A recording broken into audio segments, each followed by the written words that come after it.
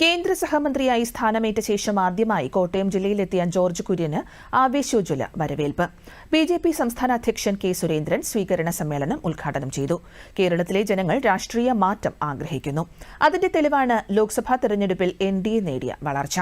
മണിപ്പൂർ കലാപത്തെ നീചമായാണ് ഇടത് വലത് മുന്നണികൾ കേരളത്തിൽ അവതരിപ്പിച്ചത്. മണിപ്പൂരിലേത് ഗോത്രങ്ങൾ തമ്മിലുള്ള കലാപമാണെന്ന വസ്തുത അംഗീകരിച്ച ക്രൈസ്തവ സഭകളുടെ നിലപാടിനെ സ്വാഗതം ചെയ്യുന്നതായും കെ സുരേന്ദ്രൻ പറഞ്ഞു. തട്ടിൽ മുതൽ പ്രവർത്തിച്ചു വന്ന ഒരു സാധാരണ പ്രവർത്തകന് നരേന്ദ്രമോദിയോടൊപ്പം കേന്ദ്ര ക്യാബിനറ്റിൽ ഇരിക്കാൻ കഴിയുന്നു എന്നുള്ളത് ഭാരതീയ ജനതാ പാർട്ടിയിൽ മാത്രം നടക്കുന്ന ഒരു കാര്യമാണ്. രാജസ്ഥാനിലും മധ്യപ്രദേശിലും കഴിഞ്ഞ നിയമസഭാ തെരഞ്ഞെടുപ്പ് കഴിഞ്ഞപ്പോൾ നമ്മുടെ പൊളിറ്റിക്കൽ പണ്ഡിറ്റ്സ്, നിരീക്ഷകന്മാർ, മാധ്യമ സുഹൃത്തുക്കളെല്ലാം എന്തെല്ലാം പേരുകളാണ് പറഞ്ഞത്.